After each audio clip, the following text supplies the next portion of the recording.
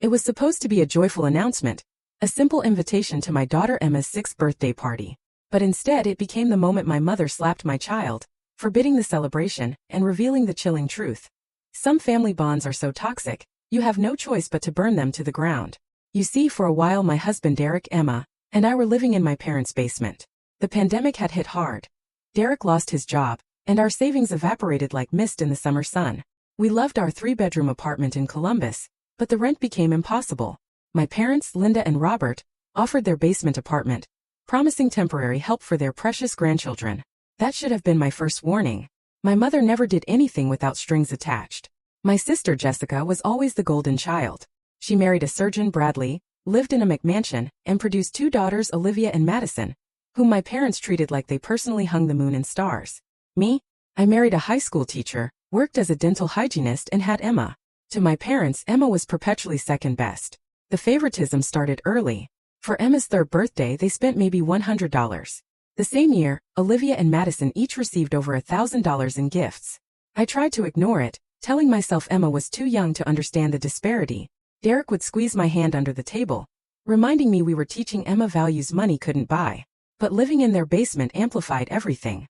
My mother had opinions on everything, from Emma's clothes to her breakfast. She'd make passive-aggressive comments about Emma's slightly worn outfits, while flaunting designer clothes for Olivia and Madison. My father, Robert, would grunt in agreement, usually scrolling on his phone, completely disengaged. Jessica reveled in it. She'd stop by 3 times a week minimum, always with some fabricated tale of her daughter's latest achievements. Olivia made the competitive dance team. Madison scored in the 98th percentile on a 7-year-old standardized test. Their house was being featured in a magazine. My parents ate it up like it was their only source of nutrition. Emma, bless her heart, tried so hard to impress them. She'd bring home kindergarten artwork, her face glowing with pride, holding up paintings of our family. My mother would glance for 5 seconds, mutter, "That's nice, dear," then immediately pivot to ask Jessica about Madison's piano recital. I watched Emma's smile fade a little more each time, her tiny shoulders slumping as she carefully placed her artwork on the kitchen counter, where it would inevitably be buried under junk mail and forgotten. It broke my heart a little more every time. Finally, a glimmer of hope. Derek found a new teaching job at a charter school. The pay wasn't great, but it was steady. We started saving every spare dollar, dreaming of our own space where Emma wouldn't be constantly compared to her cousins. Emma's 6th birthday was approaching, and she'd been planning it since January. Unicorn theme, rainbow streamers, a specific cake from a baking show. Simple dreams, really. Just a day where she felt celebrated and special. We had the money. Derek's tax return, my extra shifts. We could afford the community center, the decorations, the cake, pizza for 20 kids. Emma had already handed out invitations at school, her face bright with pure joy. Then came the Tuesday night family dinner in late February. My mother insisted on these weekly gatherings, mandatory attendance unless you were literally hospitalized. Jessica and her family were there, Olivia and Madison picking at their food, complaining about things that cost more than my monthly grocery budget. Bradley was on his phone, barely present. The conversation lulled as my mother served a pot roast that was somehow both dry and greasy. I saw my opening. "So Emma's birthday is in 2 weeks, I said, smiling at my daughter. Her eyes lit up. "We're having a party at the community center on Saturday the 15th. Everyone's invited, it starts at 2. The silence was immediate, heavy, suffocating. Jessica's fork froze halfway to her mouth. My father slowly lifted his head. My mother's eyes narrowed in that dangerous way I knew so well. "A birthday party?" my mother said, her voice dripping with disapproval. "Yes." I tried to keep my tone cheerful. "Emma's so excited. She's invited all her friends. No one's celebrating anything," my mother interrupted, her words sharp as broken glass. Emma looked up at me, confusion clouding her features. "But Mommy, all my friends are coming. Sophia and Tyler and everyone. You said we could have the unicorn cake." My mother stood so fast her chair scraped the floor with a sound like a scream. She moved around the table before I could even think to put myself between her and my daughter. Her hand connected with Emma's cheek with a crack that echoed in the dining room. "No one's celebrating anything because my precious granddaughter didn't feel special enough," my mother hissed, towering over Emma, who now held her stinging cheek, tears streaming down her face. I froze for maybe 2 seconds. 2 seconds of absolute gut-wrenching shock that my mother had actually struck my child. Then I was moving. I pulled Emma into my arms, feeling her small body shake with sobs against my chest. "What the hell is wrong with you?" I screamed at my mother, a sound I'd never made in my entire life. "You just hit my daughter." "Some children just don't deserve birthday parties," my father said calmly from his seat, cutting into another piece of pot roast as if he hadn't just watched his wife assault his granddaughter. Emma's had plenty of attention. It's time to think about Olivia's feelings. I stared at him, my brain struggling to process what he just said. Olivia's feelings? This is about Emma's birthday, not Olivia's feelings. Olivia has been very upset, Jessica chimed in, her voice taking on that whiny quality she'd perfected in middle school. She told me just yesterday that Emma always gets special treatment, and she feels left out. Finally, someone setting proper priorities about my kids. Special treatment? I repeated, my voice rising to a near shriek. Are you actually insane? You spend thousands on your daughters while Emma gets hand-me-downs and second-hand toys. When has Emma ever gotten special treatment from anyone in this family? Madison looked up from her phone long enough to smirk. Emma's party sounds lame anyway. Who has a birthday party at a community center? Derek stood up then, his face red with a fury I rarely saw. He was always the calm one, the peacemaker, but I could see he'd reached his breaking point. We're leaving. Right now. Pack everything. You can't just leave, my mother sputtered, though she sounded more annoyed than concerned. You live here. You have nowhere to go. I'd rather sleep in our car than spend another night under this roof, Derek said, already picking up a still sobbing Emma. Come on, sweetheart. Let's get your things. The next 3 hours were a blur. We threw everything we owned into garbage bags and boxes. My parents didn't try to stop us or apologize. They just sat in the living room, watching a game show as we dismantled our life in their basement. Jessica left with her family, muttering about how dramatic we were, and that we'd come crawling back within a week. We couldn't afford a hotel. Instead, we drove to Derek's brother Marcus's house. Marcus had a 2-bedroom apartment and a pull-out couch he offered immediately.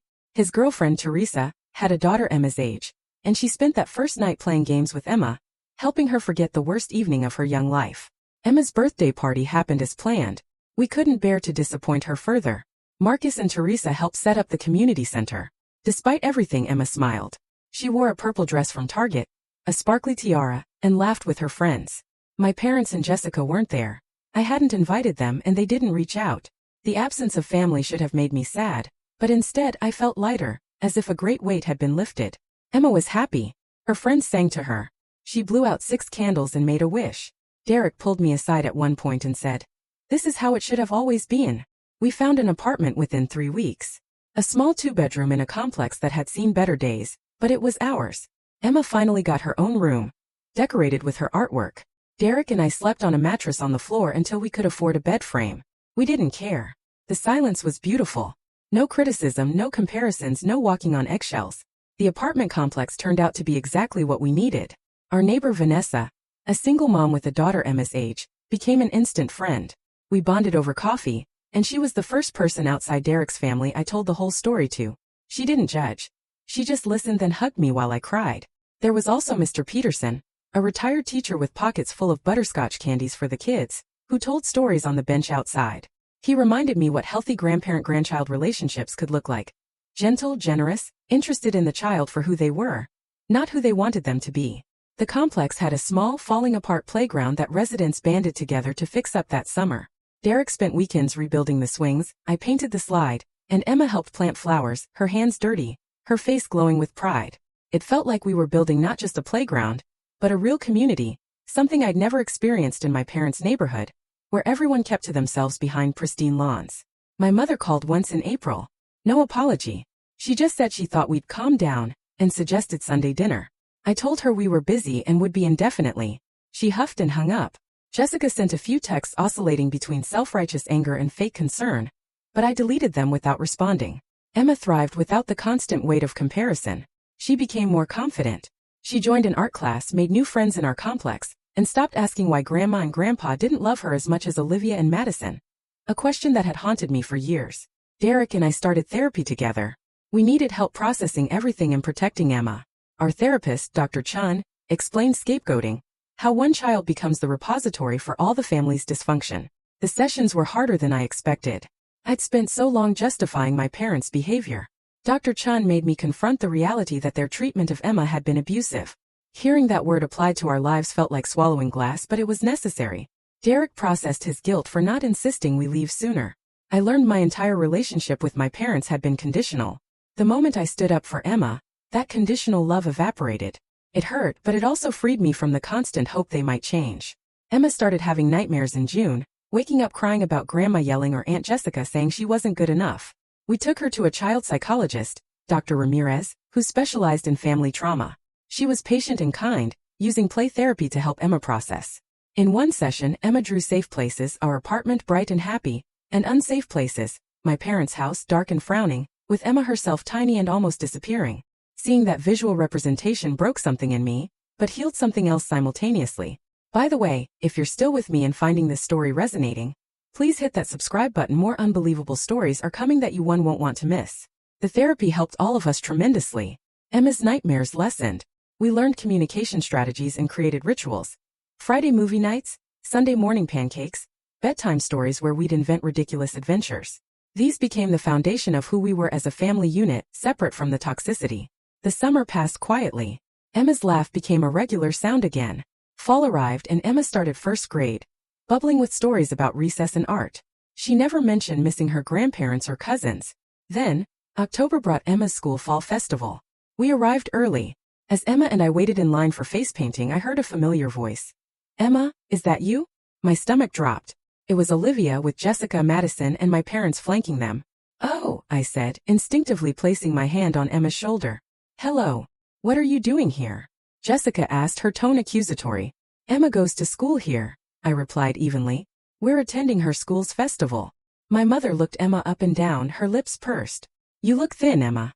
Is your mother feeding you properly?" Emma pressed against my leg. Anger flared hot in my chest. "She's perfectly healthy. Not that it's your concern." "We're family," my father said gruffly. "Of course it's our concern.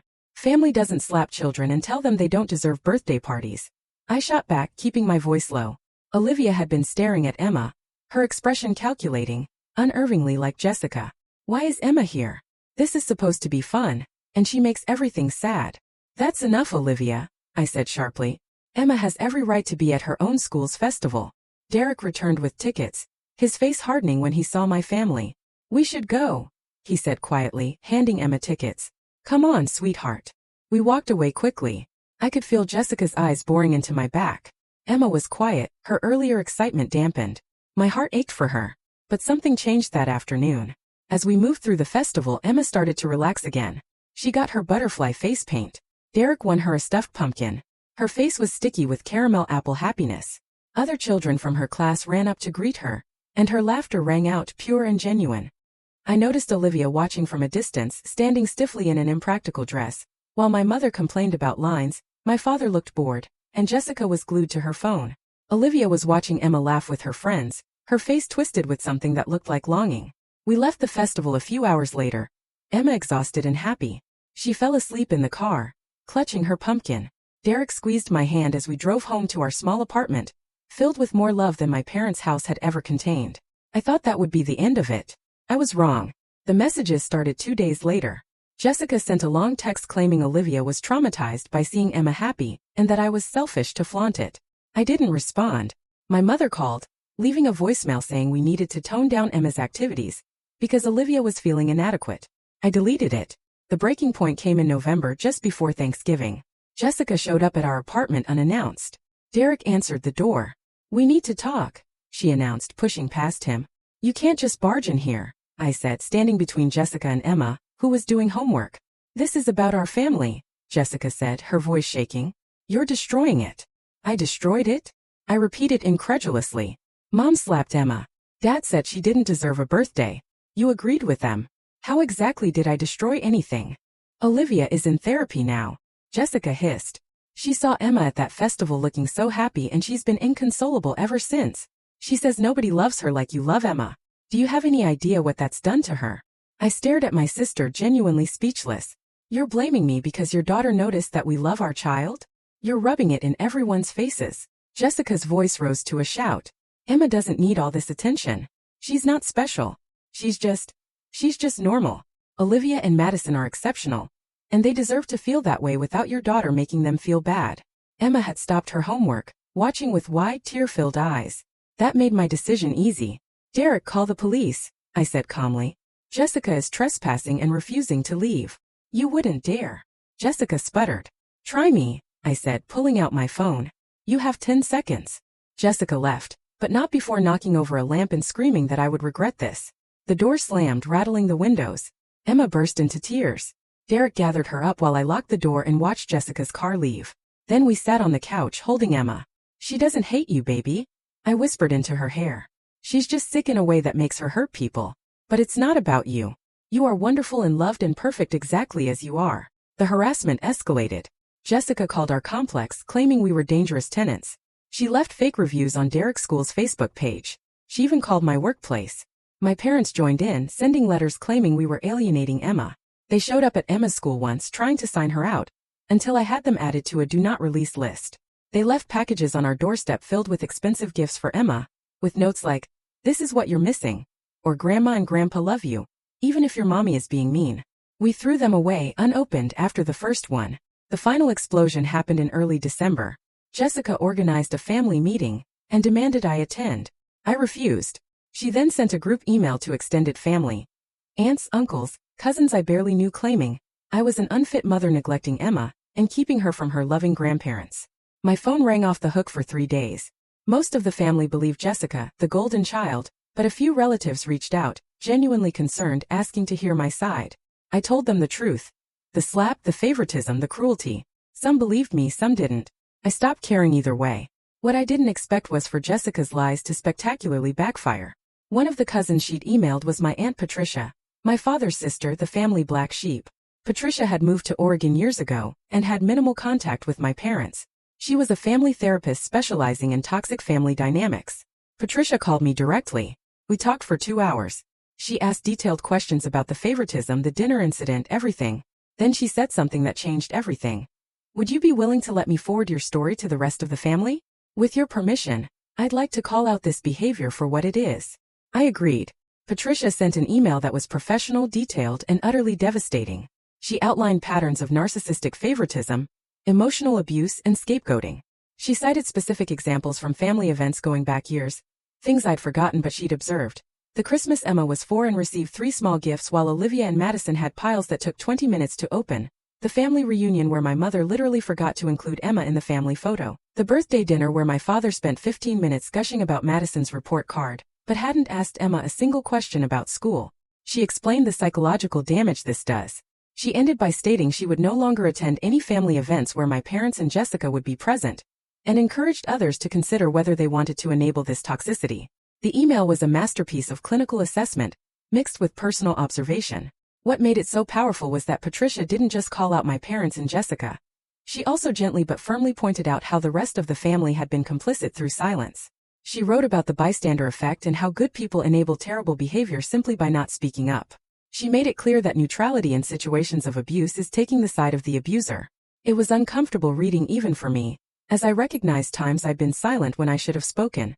Patricia included links to articles about golden child/scapegoat dynamics, how favoritism damages both favored and unfavored children. She attached a research study about the long-term psychological impacts of parental favoritism. She turned our family drama into an educational moment, forcing people to see the situation through a professional lens. The response was immediate and polarized. Some family members called Patricia hysterical. Others thanked her privately for finally naming what they'd been uncomfortable witnessing. The family group chat exploded. People who'd never engaged before suddenly had strong opinions. It was messy and painful, but it was honest in a way our family had never been. The email detonated like a bomb. Jessica called Patricia screaming. My mother left voicemails calling Patricia every name in the book. My father sent a text saying Patricia was no longer welcome in the family, to which Patricia responded that she was relieving herself of that burden anyway. But other family members started speaking up. Cousins I'd barely talked to messaged me, confirming they'd witnessed the favoritism. My Uncle Ray, my mother's brother, sent a long apology, saying he'd turned a blind eye for too long. People started taking sides, and for the first time in my life, people were taking my side. Jessica's carefully constructed image began to crumble. People started questioning other things. Was Bradley really okay with Jessica's spending? Were Olivia and Madison actually as perfect as Jessica claimed? Extended family reached out to Derek and me, offering support and apologizing for not seeing the truth sooner. Christmas that year was different. We spent it alone as a family of 3 in our apartment, and it was the best Christmas Emma had ever had. We made cookies, watched holiday movies, opened presents in our pajamas. Emma didn't ask about grandparents or cousins. She just enjoyed the peace and love of a home free from toxicity. In January, Jessica and Bradley separated. Apparently, the scrutiny from Patricia's email had led Bradley to take a hard look at his marriage, and he didn't like what he saw. He filed for divorce, citing Jessica's spending and her obsessive need to make their daughters compete. My mother blamed me, naturally. She sent a letter saying I destroyed Jessica's marriage and ruined the family. I sent it back unopened. Emma turned 7 in March. We had another party, this one in our apartment complex's clubhouse. Her friends came, plus some of Derek's family and a few of the relatives who'd reached out after Patricia's email. It was loud and chaotic and perfect. Emma wore a blue dress she picked out herself and a crown that said, "Birthday Girl." She was radiant. I took a photo of her surrounded by friends, all of them laughing at something silly. Her joy was uncomplicated and pure. No one was comparing her to anyone. No one was telling her she wasn't special enough. She was just Emma, celebrated and loved exactly as she was. I posted the photo on social media without thinking much about it. Just a proud mom moment. Jessica saw it. She showed up at the party uninvited, bursting through the clubhouse doors like a storm. Her hair unwashed, her clothes rumpled, her eyes wild. "How dare you?" she screamed, pointing at Emma, who immediately started crying. "How dare you keep posting about how perfect Emma is when my daughters are suffering?" Derek moved to intercept her while I grabbed Emma. The other parents had gone silent, staring at this unhinged woman. "You need to leave," Derek said firmly. "Right now, or I'm calling the cops. Your daughter is nothing special," Jessica shrieked, trying to push past Derek. "She's just a normal kid.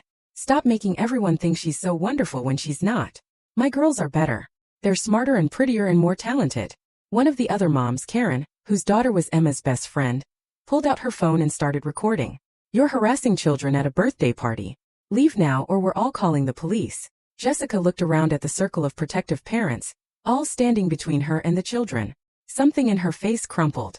She started crying. Horrible, wrenching sobs that might have moved me once, but now just made me sad for how far she'd fallen. "Everything was fine until you ruined it." Jessica sobbed at me. "We were a happy family until you decided Emma mattered more than my girls." "Emma has always mattered," I said quietly, still holding my daughter, whose face was buried in my shoulder. "You're the one who decided she didn't. Now, please leave before I let them call the police." Jessica left, still sobbing. The party resumed awkwardly, though Emma was shaken.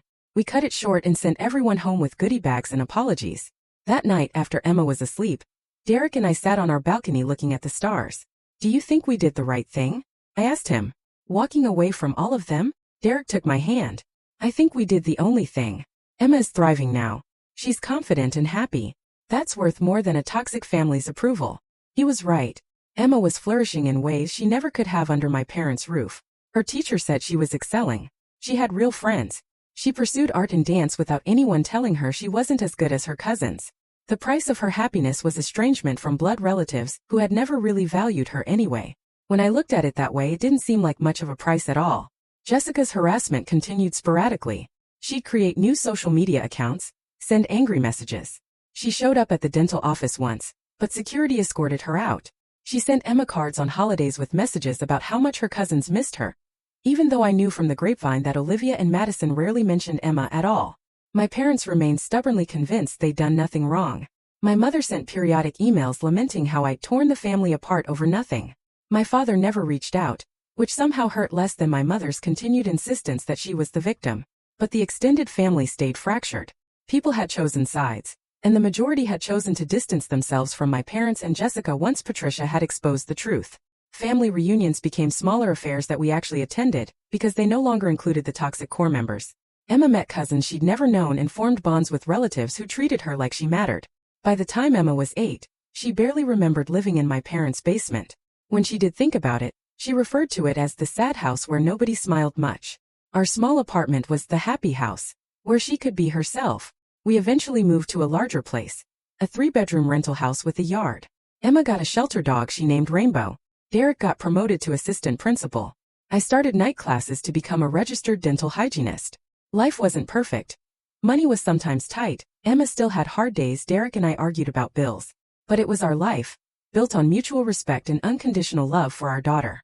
Emma's 9th birthday party was a backyard barbecue. 20 kids ran around, while adults sat on lawn chairs drinking lemonade. Emma requested no theme, just friends and cake and a piñata. She'd outgrown the elaborate fantasies of her younger years. I watched her running through the sprinkler with her friends, laughing so hard she could barely breathe. Rainbow chased them, barking joyfully. Derek manned the grill, chatting with other parents. The sun was warm and everything felt right. My phone buzzed with a text from Aunt Patricia, who had moved back to the area. She'd stopped by earlier with a gift for Emma. The text read, "Your daughter is a testament to your strength. You saved her by walking away." I replied, "We saved each other." Because that was the truth. Leaving my parents' house hadn't just saved Emma from a childhood of being second best. It had saved me from a lifetime of accepting that treatment as normal. It had saved Derek from watching his daughter be diminished. It had saved our marriage from the strain of living under someone else's rules. The family wasn't shattered despite what Jessica had claimed during her meltdown. The family had been broken long before that night at dinner when my mother slapped Emma. We'd just been the first ones brave enough to acknowledge the cracks and walk away. Jessica eventually got the help she needed, though it took hitting rock bottom. Bradley won primary custody of Olivia and Madison, and the girls started therapy to work through the pressure they'd been under to be perfect. I heard through the grapevine that they were doing better, becoming more like actual children instead of performing puppets. My parents never apologized. They never acknowledged what they'd done wrong. As far as I know, they still tell anyone who will listen that I'm a terrible daughter who kept their granddaughter from them for no reason. I stopped caring what they said about me years ago. Emma asked me once when she was 10 why we didn't see Grandma and Grandpa anymore. I'd been dreading this question. Sometimes people hurt us, I told her carefully. And when they hurt us, we have to decide if it's safe to be around them. Grandma and Grandpa hurt you when you were little, and they never said they were sorry or tried to make it better. So we decided it was safer and healthier for our family to not see them anymore. Emma thought about this for a long moment. Then she said, "I think you made the right choice, Mom. I like our family the way it is now." That was all the confirmation I needed that leaving had been worth it. The revenge wasn't dramatic or satisfying in the way people expect from these stories. I didn't get to deliver some devastating final speech or watch my parents realize the error of their ways. Jessica didn't grovel for forgiveness. The family didn't heal and come back together in some heartwarming conclusion. But Emma got to grow up knowing she was loved without conditions. She got to celebrate her birthdays every single year with people who genuinely cared about her. She got to be herself without constant comparison. She got to live in a home where her artwork was displayed on the refrigerator, and her achievements were celebrated with genuine pride. That was the revenge. Not hurting the people who'd hurt us, but building a life so full of love and happiness that their absence didn't even leave a hole. Showing them through Emma's continued thriving that they'd lost something precious through their own cruelty, even if they'd never admit it. Sometimes the best revenge is just living well despite the people who try to break you. Have you ever had to walk away from family to protect yourself or your loved ones? What was your breaking point? Tell me what you think in the comments below. I really want to know your stories.